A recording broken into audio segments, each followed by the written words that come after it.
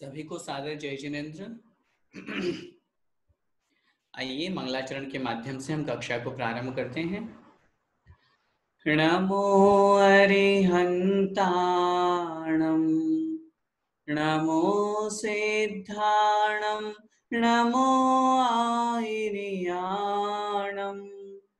नमो उवज्झायाणं नमो लोय सौवसाहूणम्। पंच परमेष्ठी भगवान की जय। द्वादशांग जिनवाणी माता की जय। संत शिरोमणि आचार्य भगवंत 108 श्री विद्यासागर जी महाराज की जय। पूज्य गुरुदेव मुनिपुंगव श्री 108 सुधा सागर जी महाराज की जय। आचार्य मानतुंग स्वामी महाराज की जय। भक्तामृत स्तोत्र महापाठ की जय। भक्तामृत स्तोत्र के एक एक श्लोक को हम सभी विगत दिनों से समझ रहे हैं। अब तक हमने 41 श्लोक पढ़ लिए हैं और उन 41 श्लोकों का अर्थ भावार्थ भी हमने बहुत अच्छी तरह से समझा है। आइए कल की कक्षा में जो हमने श्लोक क्रमांक 39, 40 और 41 इन 3 श्लोकों के बारे में समझा था, उनका एक बार रिवीजन करते हैं, फिर हम आगे बढ़ेंगे। श्लोक नंबर 39 निकाल लीजिए, एक साथ उच्चारण करेंगे। भिन्नेभ कुंभ गलदोज्ज्वल शोणिताप्त मुक्ता फल प्रकर भूषित भूमि भाग बद्ध क्रमः क्रमगतं हरिणादिपोऽपि नाक्रामति क्रमयुगाचल संश्रितं ते। यहाँ पे क्या वर्णन चल रहा है? भगवान आपकी भक्ति के प्रभाव से सिंह मतलब शेर का भी जो भय होता है, वह शेर का भय भी दूर हो जाता है। सामने वाले उस व्यक्ति को उस शेर का भय भी नहीं सताता। अर्थ देखिए एक एक शब्द का। भिन्नेभ, भिन्न मतलब छिन्न भिन्न कर दिया है। इभ मतलब हाथी, इभ का मतलब था हाथी। हाथी के क्या? कुंभ गलद उज्ज्वल। कुंभ, कुंभ का मतलब जो गंडस्थल है, ये जो गाल वाला भाग है, और मुख्य रूप से मस्तक वाला भाग जो लिया जाता है, जहां पर गजमोती पाया जाता है, उस स्थान को जिसने छिन्न भिन्न कर दिया है। और उज्ज्वल शोणिताक्त, उज्ज्वल मतलब निर्मल, शोणिताक्त, शोणित का मतलब था खून, रक्त, उससे जो सने हुए हैं, उस खून से जो सने हुए हैं, क्या? मुक्ता फल अर्थात मुक्ता मणियां। उन मुक्ता मणियों की जो प्रकर, प्रकर माने समूह, उन मुक्ता मणियों के समूह से जो भूषित मतलब विभूषित हो गई है, सुंदर लग रहा है। क्या? भूमि भाग है अर्थात ये पृथ्वी का भाग। ऐसे बद्ध क्रम है जिसने अपने दोनों पैरों को बांध रखा है। क्रम का मतलब है चरण, और बद्ध मतलब बंधे हुए हैं। बंधे हुए से तात्पर्य है दोनों पैर बंधे हैं और वो जो शेर है वो छलांग मारने के लिए तैयार है। ऐसा भयंकर शेर जो कि हाथी के मस्तक को फाड़ करके उसमें से मुक्ता मणियां निकाल दिया और पूरे पृथ्वी भाग पर वह खून से सनी हुई मुक्ता मणियां सुशोभित हो रही है। ऐसा वह भयंकर शेर जो छलांग मारने के लिए तैयार है। क्रमगतम हरिणाधिपोपी, अपने पैरों में आए हुए को भी। कौन? हरिणाधिपः अपि अर्थात जो जंगल का राजा है, उन पशुओं का जो स्वामी है, ऐसा वह शेर भी। नाक्रामति, न आक्रामति, न मतलब नहीं, आक्रामति मतलब आक्रमण करता। फिर भी वह शेर आक्रमण नहीं करता। किस पे? क्रमयुगाचल संश्रितम ते।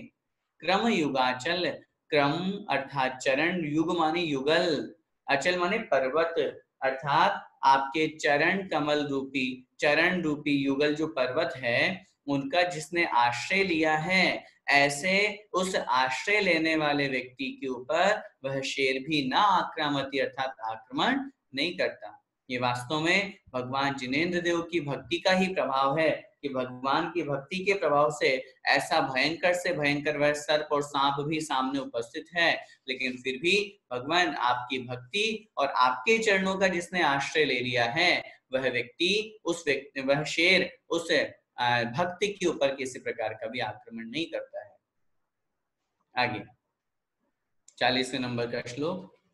कल्पांत काल पवनोद्धत वह्निकल्पं दावानलं ज्वलितमुज्ज्वलमुत्स्फुलिङ्गं विश्वं जिघत्सुमिव सम्मुखमापतन्तं त्वन्नाम कीर्तन जलं शमयत्यशेषम्।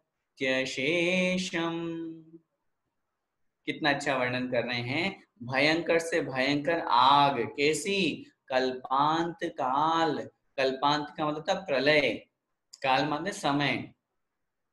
प्रलय काल की पवनोद्धत, जो पवन माने हवा, कैसी? उद्धत माने प्रचंड। प्रलय काल की भयंकर तेज हवा, उससे जो वह्नि कल्पम, उससे जो युक्त, जो वह्नि के समान है, अग्नि के समान है। मतलब कल्पांत प्रलय काल के समय में जो अग्नि चलती है और उसमें भी प्रलय काल की हवा के कारण से वो अग्नि और अधिक देदीप्यमान हो रही है और ज्यादा जल रही है। ऐसे दावानलम, ऐसे जंगल की आग के समान अग्नि को, जो कि कैसी है?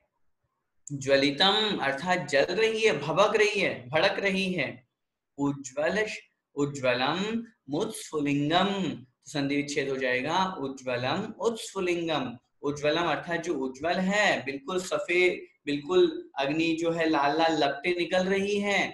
और उत्स्फुलिंगम, ऊपर की ओर जिसके फुलिंगे निकल रही हैं, अर्थात जिसकी चिंगारियां ऊपर की ओर जा रही हैं। ऐसी भयंकर वह अग्नि जो की ओर कैसी है? विश्वम जिघत्सुम इव, विश्व को ही निगल जाने वाली के समान है।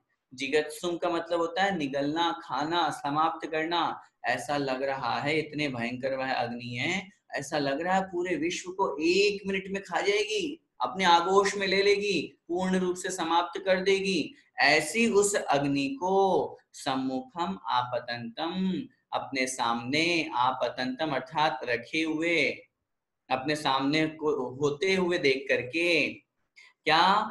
त्वन्नाम कीर्तन जलम, जिसने आपके नाम रूपी कीर्तन का जल ग्रहण कर लिया है।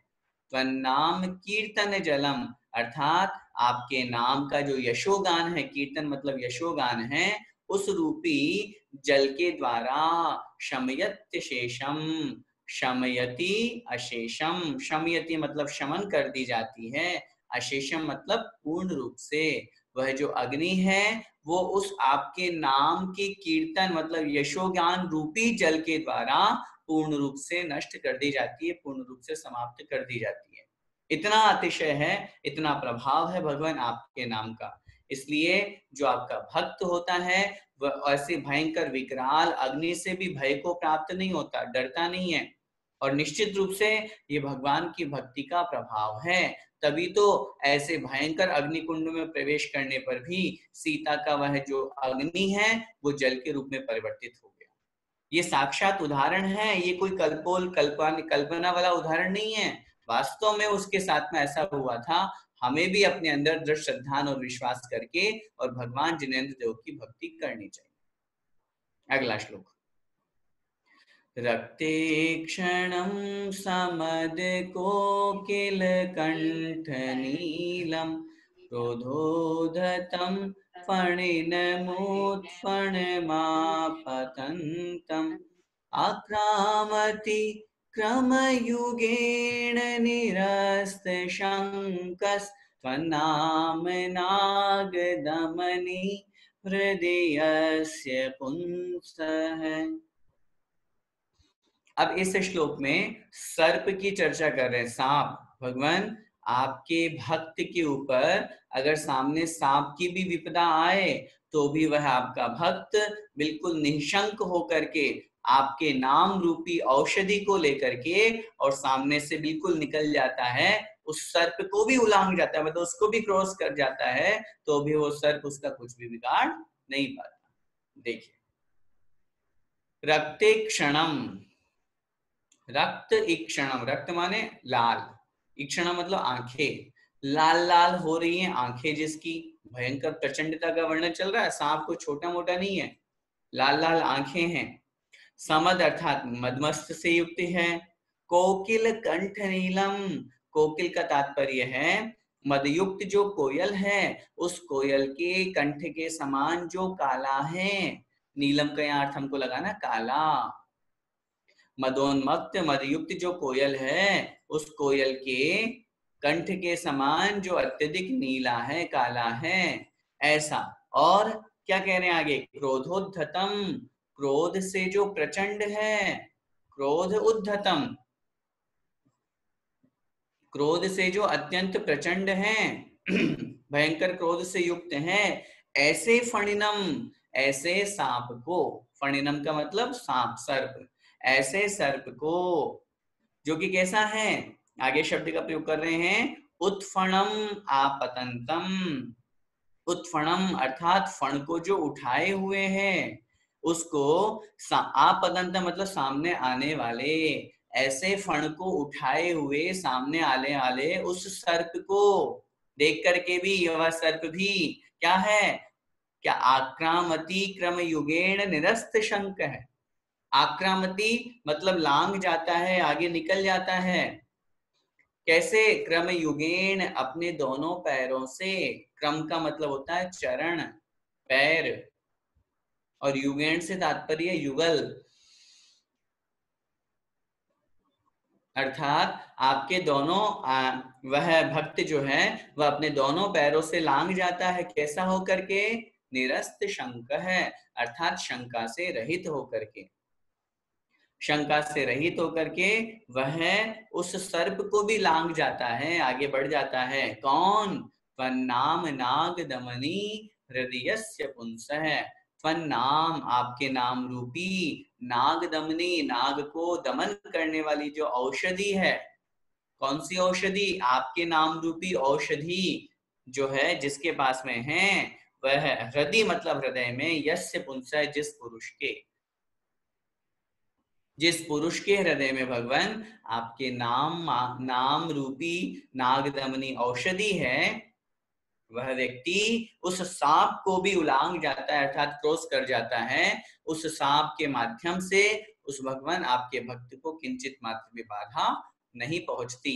और इसीलिए हम सोमा सती का उदाहरण, चार्य चक्रवर्ती शांति सागर जी महाराज जी का उदाहरण याद रखते हैं, ताकि जिस प्रकार उन्होंने अपनी तपस्या और भगवान की भक्ति के प्रभाव से, दृढ़ श्रद्धान के प्रभाव से वह चमत्कार कर दिखाया, हम भी अपने जीवन में कभी भी इन दुखों से व्याकुलित ना हो और भगवान जिनेंद्र देव की भक्ति में अपना श्रद्धान रखें।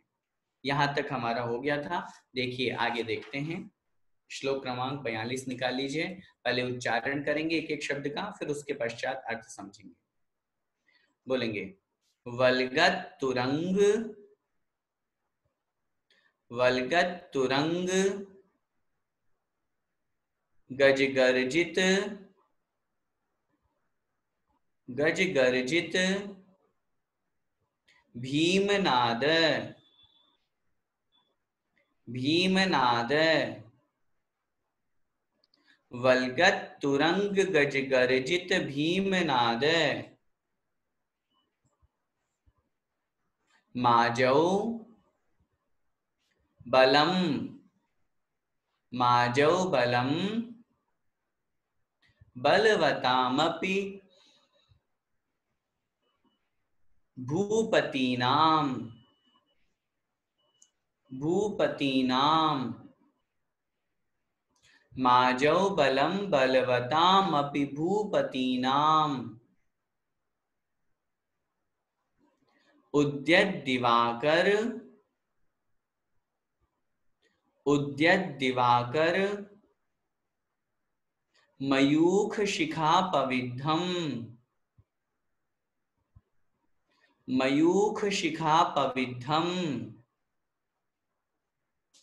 त्वत्कीर्तनात्तम त्वत्कीर्तनात्तम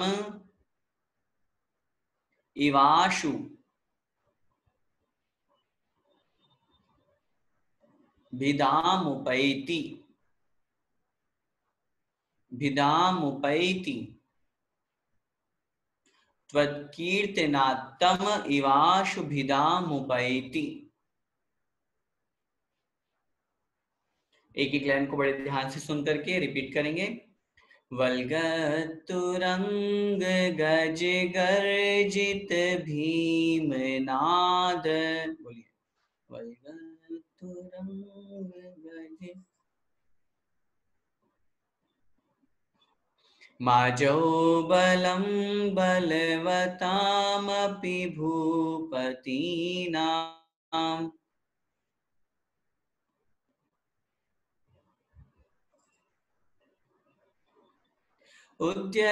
उद्यद्दिवाकर मयूख शिखापवेद्धम्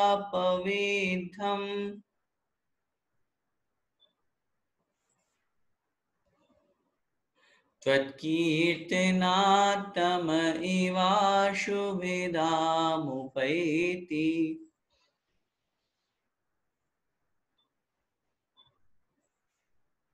एक साथ पूरा श्लोक मेरे साथ साथ बोलेंगे।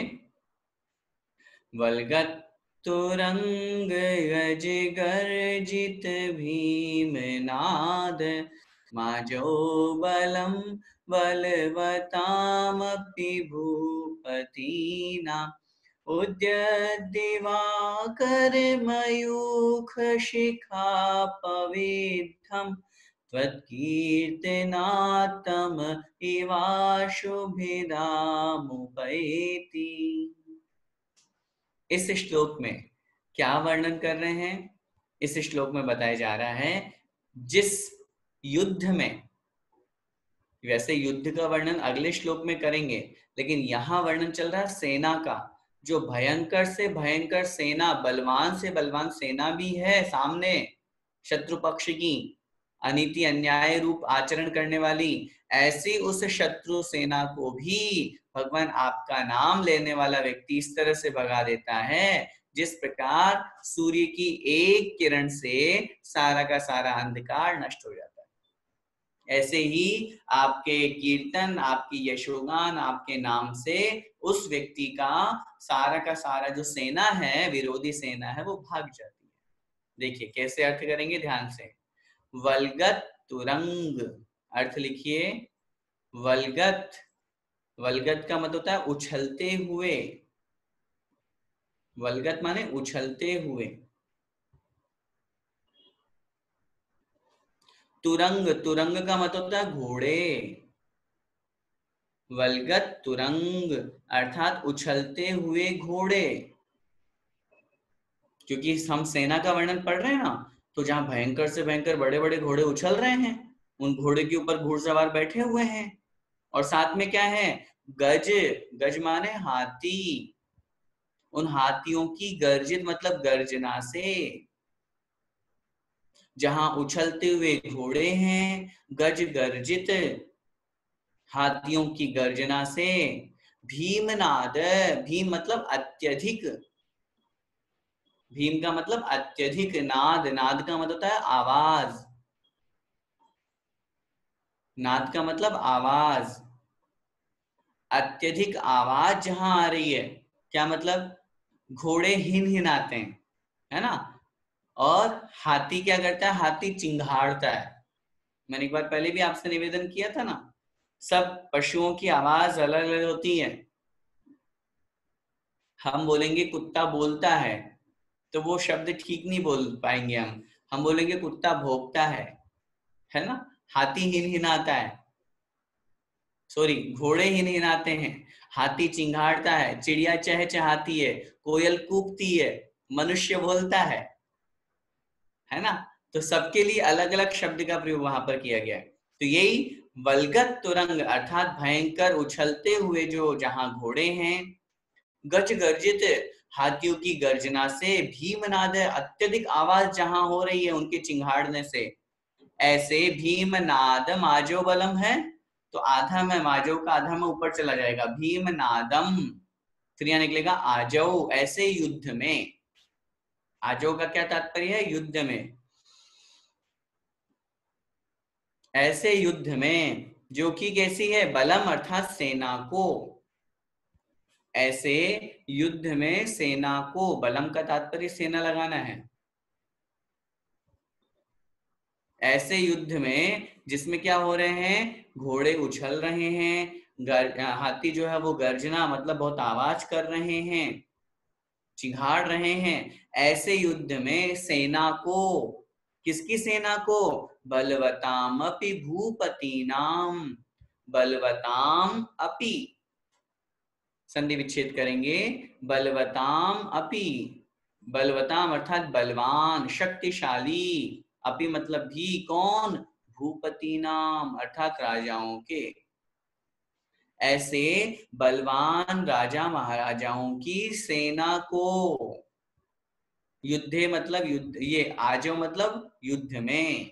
क्या मतलब हुआ दोनों लाइन का अर्थ? फिर से देखिए, हे भगवान, वलगत तुरंग, जहां पर हाथ घोड़े जो हैं वो उछल रहे हैं, गज गर्जित, जो हाथी है वो गर्जना कर रहे हैं, जिससे भीमनाद है, बहुत भयंकर आवाज हो रही है, भीमनादम, माजो है ना आगे, उसमें से आधा में निकल जाएगा, भीमनादम अर्थात भयंकर आवाज वाले, आजो, आजो मतलब युद्ध में, उस युद्ध में क्या है?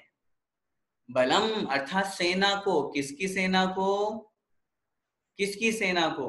तो उसका विशेषण बतला रहे हैं, बलवताम अपि भूपति नाम, जो बलवान सेना है, भूपति नाम मतलब राजाओं की, भयंकर बलवान जो राजा हैं उन राजाओं की उस सेना को। अंत में एक शब्द दिया हुआ है, लास्ट वाला वर्ड देख लिए, भिदाम उपैति, दिख गया?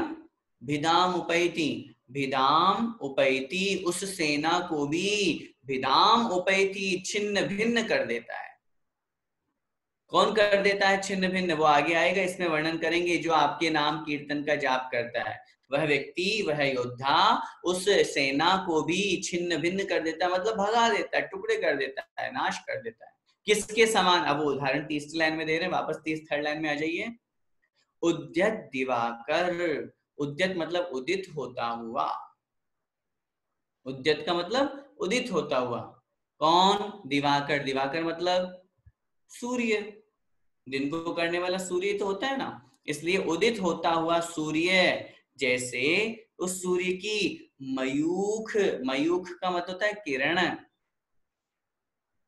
शिखा पविद्धम, शिखा अपविद्धम, संधि विच्छेद लिख लीजिए अपनी कॉपी में, मयूख शिखा अपविद्धम, मयूख मतलब किरणों की, शिखा मतलब अग्रभाग से, अपविद्धम मतलब भेदा गया है, जो मतलब बेंधने का तात्पर्य होता है, जो वेधा जाना कहते हैं ना अपन, वेद, वेद का जाना का तात्पर्य होता है नष्ट कर दिया जाता है, मतलब किरण को, तो किरण तो आई नहीं वहां पे, उस सूर्य की किरण, उसकी किरण का अग्रभाग भी जहां पर अपविद्धम अर्थात दूर कर दिया जाता है, कीर्तनाथ तम इवाशु, संधि विच्छेद लिख लीजिए अपनी कॉपी में, त्वत कीर्तनाथ, त्वत मतलब आपके, कीर्तनाथ मतलब कीर्तन से, आपके यशोगान से, आपकी भक्ति करने से, आपकी स्तुति करने से, क्या? तम इव, तमह इव, तम मतलब अंधकार, इव मतलब के समान, तमह इवाशु है ना, तमह इव आशु, तमह मतलब अंधकार, इव मतलब के समान, और आशु, आशु का तात्पर्य मतलब शीघ्र ही, शीघ्र ही। अब ध्यान से देखिए, शीघ्र ही जिस प्रकार वह अंधकार, क्या अर्थ निकलेगा? इस त्वत कीर्तनाथ को भी छोड़ दीजिए, और भिदाम उपैति अर्थात नष्ट कर दिया जाता है, क्या मतलब हुआ?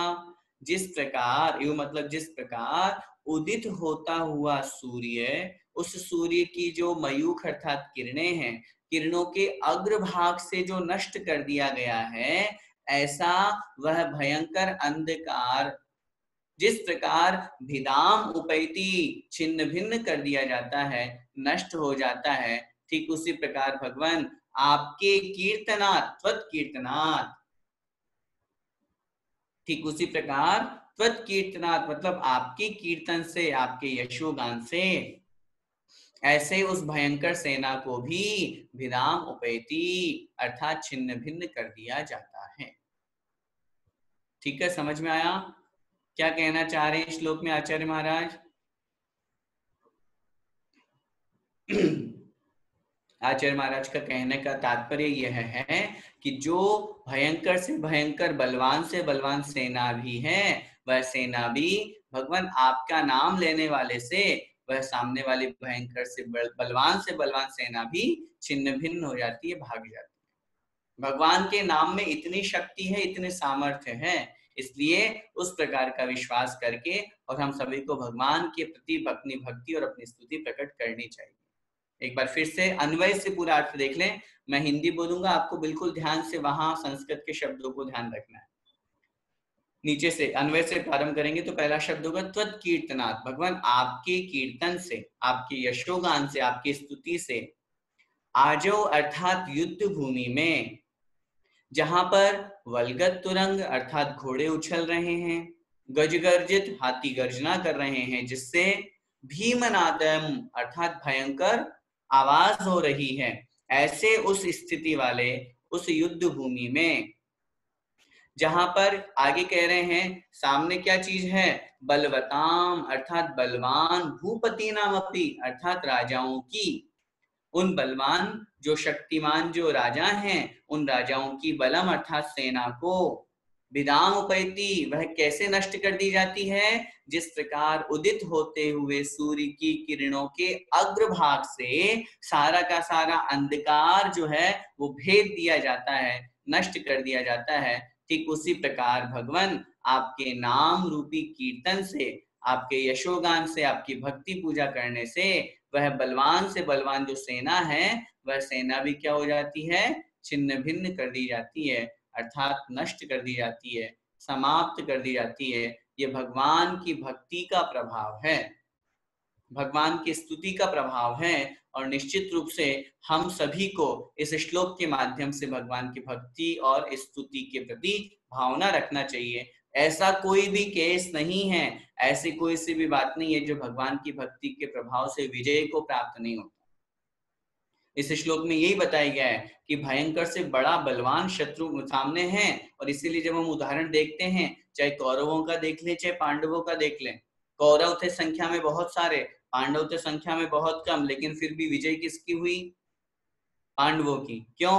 क्योंकि उन्होंने भगवान की भक्ति का सहारा लिया, वो सच्चे थे, उनके मन में गलत भाव नहीं था, गलत परिणाम नहीं था। ऐसी स्थिति में वे कम होने के बावजूद भी उस बलवान शत्रु सेना को वो भगा देते हैं, समाप्त कर देते हैं। ये सब भगवान आपके कीर्तन, आपके नाम का, आपके यशोगान का ही महत्व है।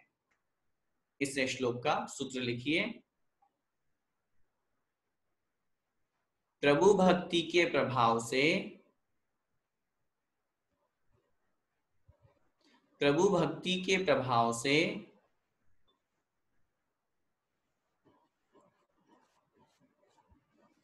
प्रत्येक युद्ध में, प्रत्येक युद्ध में विजय प्राप्त होती है।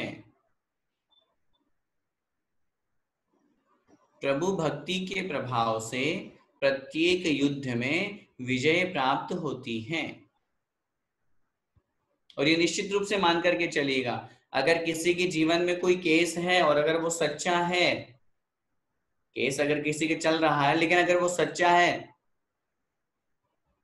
तो यह जो श्लोक है हमारा, ये विजय का मंत्र है। ये और आगे वाला जो श्लोक है, श्लोक क्रमांक 42 और श्लोक क्रमांक 43, ये दोनों श्लोक विजय कराने वाले हैं, विजय मंत्र के सूचक हैं। अगर कभी किसी के साथ में कोई ऐसी स्थिति परिस्थिति हो, कोर्ट में कोई केस चल रहा हो, कोई बहुत ज्यादा परेशान हो, तो उसको निश्चित रूप से भगवान की भक्ति का आश्रय लेते हुए इन श्लोकों का यदि वो पाठ करता है, संकल्प पूर्वक कोई जाप आदि करता है, तो उसके वो रोग, उसके वो कष्ट अवश्य दूर होते हैं। इस तरह की भावना रखते हुए हमें यह श्लोक समझना चाहिए और इसके ऊपर दृढ़ श्रद्धान करना चाहिए। आइए अगला श्लोक देखें। श्लोक क्रमांक 43। कुंताग्र कुंताग्र भिन्न भिन्न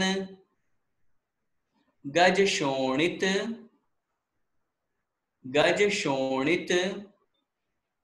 वारिवाहे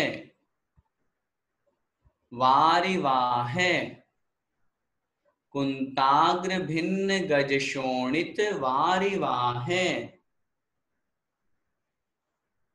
वेगावतार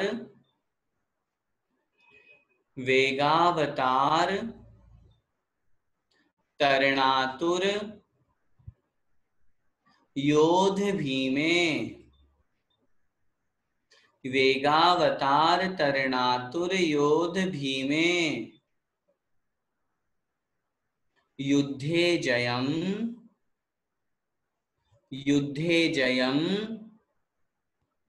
विजित दुर्जय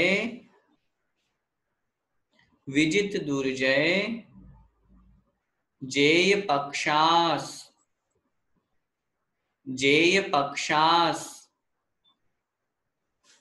त्वत्पाद पंकज रजोमृत त्वत्पाद पंकज वनाश्रयणो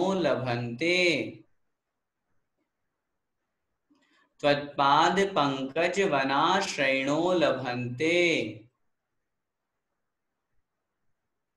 अब एक एक लाइन को ध्यान से सुनकर के रिपीट करेंगे। कुंताग्र भिन्न गज शोणित वारिवाहे, बोलिए। कुंताग्र भिन्न गज वारिवाहे वेगावतार तरणातुर योध भीमे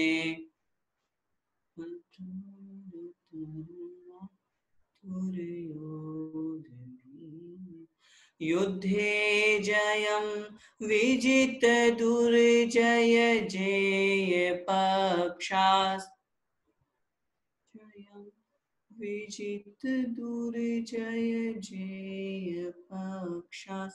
त्वत्पाद पंकज वनाश्रयणो लभन्ते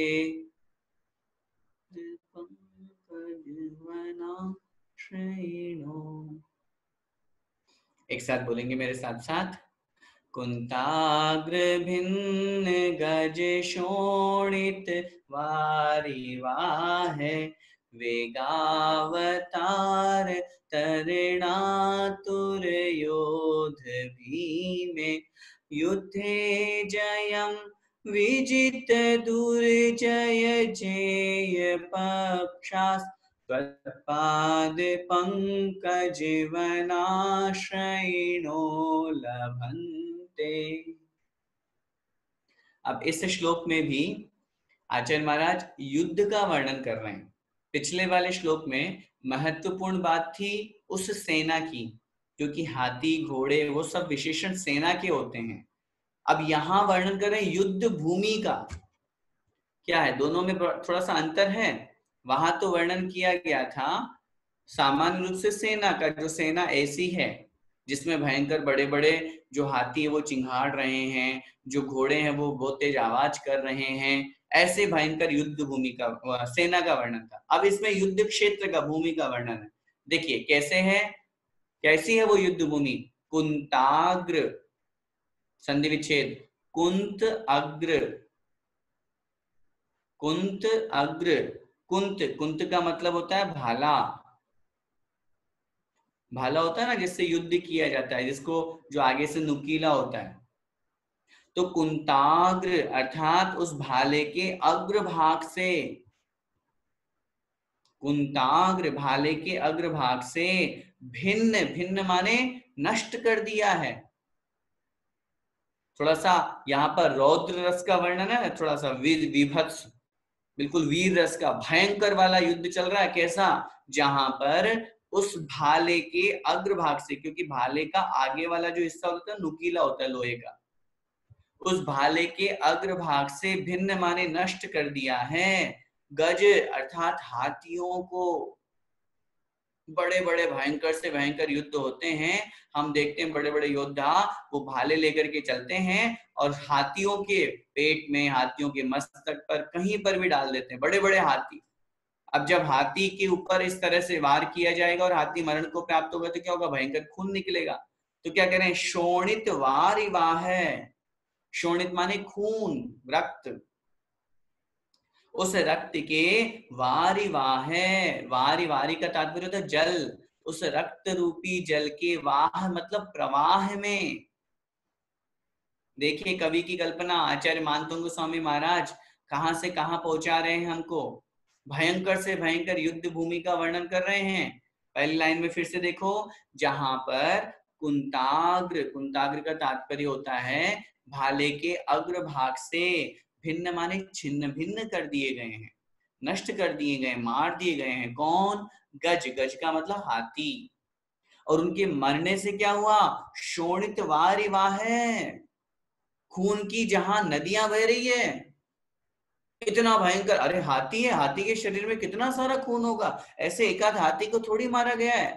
भयंकर बड़े बड़े हाथियों को जहां पर मारा जा रहा है और उनके शरीर से निकलने वाला जो खून है वो ऐसा लग रहा है जैसे वारिवाह अर्थात जल का तेज प्रवाह बह रहा हो। वारी मतलब जल, रक्त रूपी जल का प्रवाह हो। थोड़ा सा खून होता है तो ऐसे हम कहते हैं खून हो गया, लेकिन जब वह खून बहुत सारा हो तो कवि ने यहाँ पर, आचार्य मानतंग स्वामी महाराज ने कल्पना कर दी कि उस खून रूपी जल का प्रवाह घूम रहा है सब जगह। इतना ज्यादा खून है, ऐसा लग रहा है जैसे सब तरफ पानी पानी है। ऐसे उस खून रूपी प्रवाह, खून रूपी जल के प्रवाह में वेगावतार, संधि विच्छेद, वेग अवतार। वेग माने शीघ्रता से, अवतार मतलब अवतरण करने की। वेगावतार अर्थात शीघ्रता से, अवतरण मतलब तैरने की, सॉरी अवतरण मतलब उतरने की। उस वेग में, उस प्रवाह में उतरने के लिए तरणातुर, तरण आतुर, तरण मतलब तैरने के लिए जो आतुर हैं, तैरना चाहते हैं, उस प्रवाह के वेग में उतर करके जो उसमें तैरने की इच्छा रखना चाहते हैं, तरणातुर, जो तैरने के लिए आतुर हैं, ऐसे योध भी में, ऐसे भयंकर योध मतलब युद्ध में, सॉरी ऐसे भयंकर योध, योध माने योद्धा, भीमे, भीमे माने भयंकर, ऐसे बड़े बड़े भयंकर योध माने योद्धा। क्या मतलब हुआ? अब थोड़ी सी कल्पना करें, यहाँ पर सामने युद्ध भूमि का मैदान है, उस युद्ध के मैदान में भयंकर से बड़े बड़े हाथी हैं। सामने वाली शत्रु सेना उन हाथियों के मस्तक को फाड़ रही है, उनको छिन्न भिन्न कर रही है, जिससे सब तरफ पूरे वहां पर भूमि पर खून ही खून हो गया। उस खून रूपी जल के उस प्रवाह में जो डूब करके, उतर करके और तैरने की इच्छा रखने वाले बड़े बड़े योद्धा हैं। अब भावार्थ में हमको लगाना है, ऐसे उस युद्ध भूमि में जो युद्ध करने वाले हैं, सामान्य युद्ध नहीं है वो। अब आप खुद कल्पना कर सकते हैं कि ऐसा भयंकर युद्ध हो रहा है जहां पे सब तरफ खून ही खून नजर आ रहा है।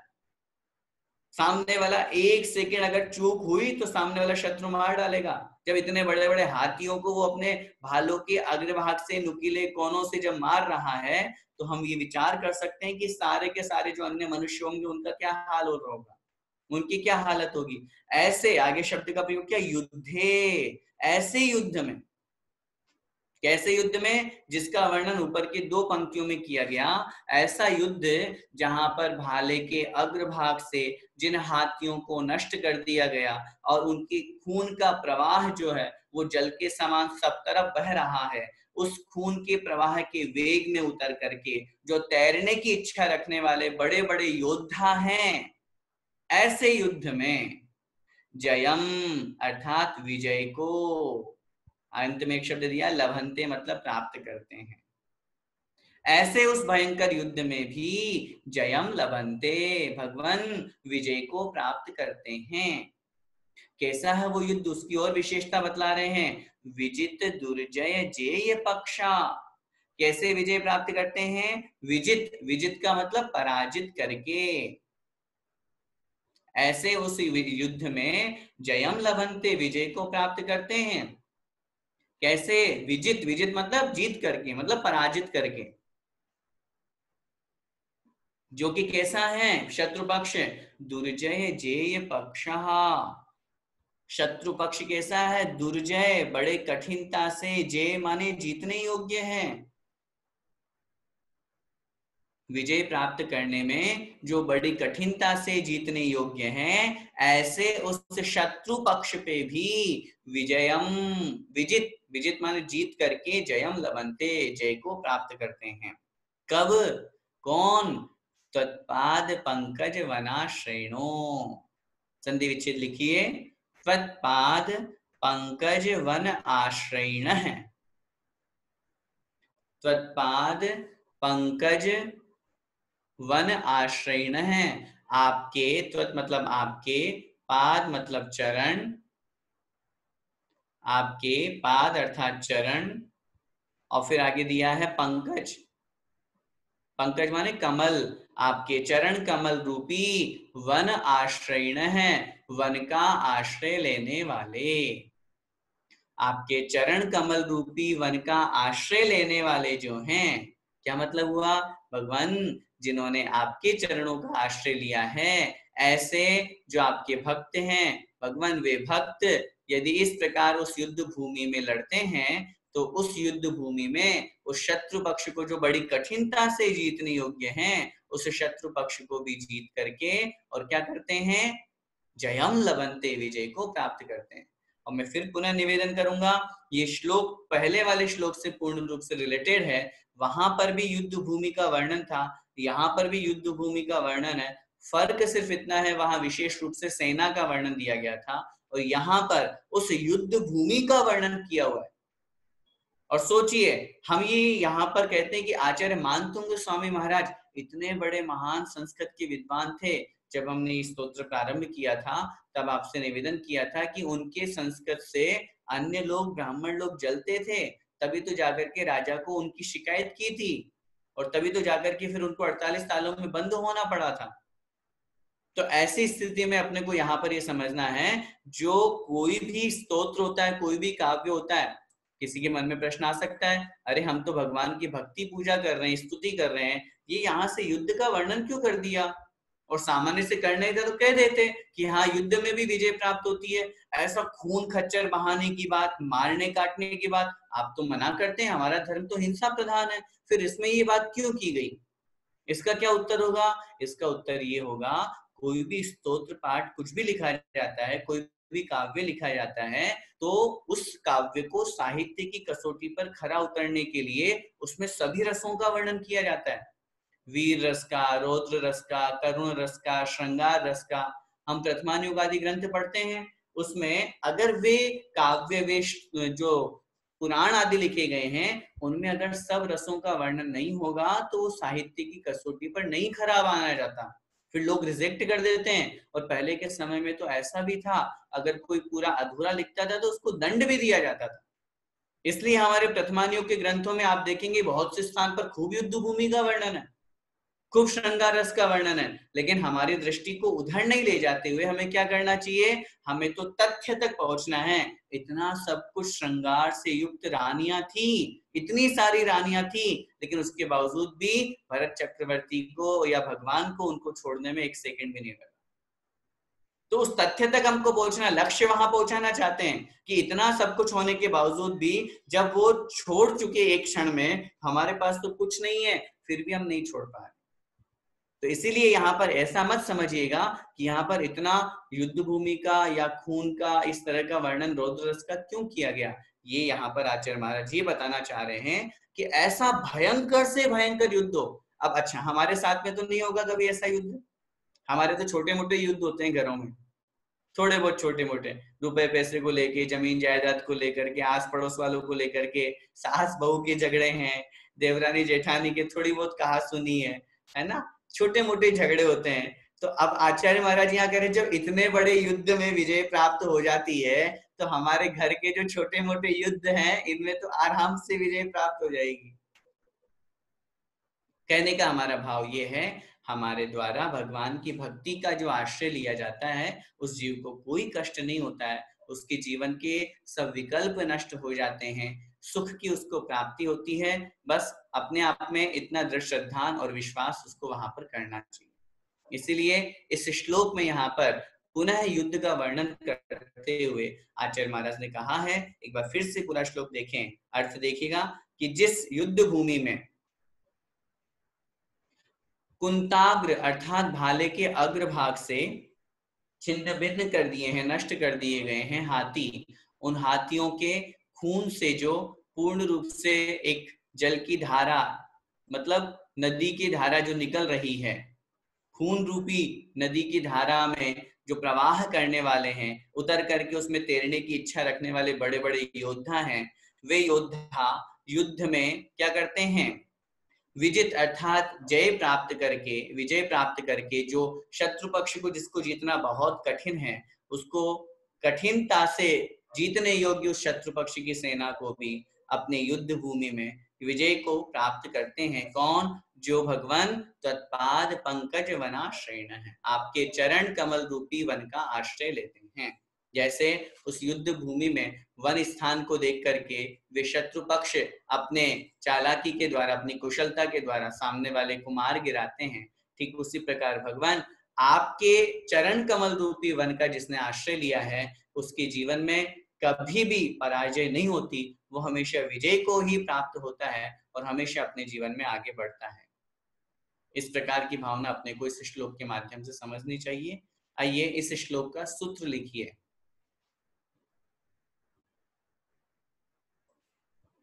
भगवान के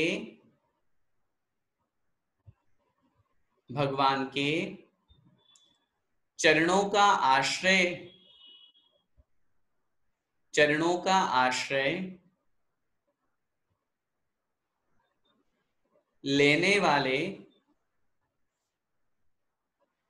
लेने वाले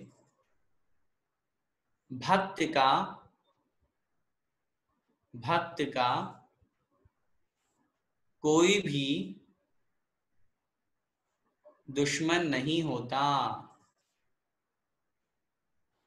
भगवान के चरणों का आश्रय लेने वाले भक्त का कोई भी दुश्मन नहीं होता, ये निश्चित रूप से मान के चलिए। और अगर होता भी है तो वो भगवान की भक्ति के प्रभाव से टल जाता है, समाप्त हो जाता है, दूर हो जाता है।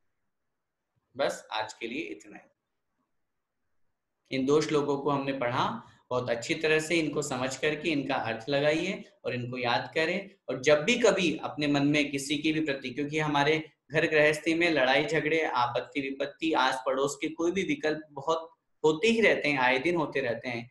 ऐसी स्थिति में मैं तो हमेशा कहता हूं अपने जीवन का एक लक्ष्य बनाएं।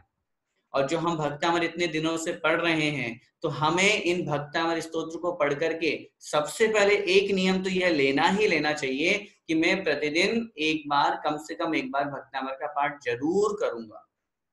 कुछ भी हो जाए, चाहे सुबह उठने से लेकर के रात को सोने तक कभी भी करो, चाहे सुबह करो, दिन में, शाम को, रात में, कभी भी करें, रात में सोने से पहले पहले मैं एक बार भक्तामृत का पाठ जरूर करूंगा।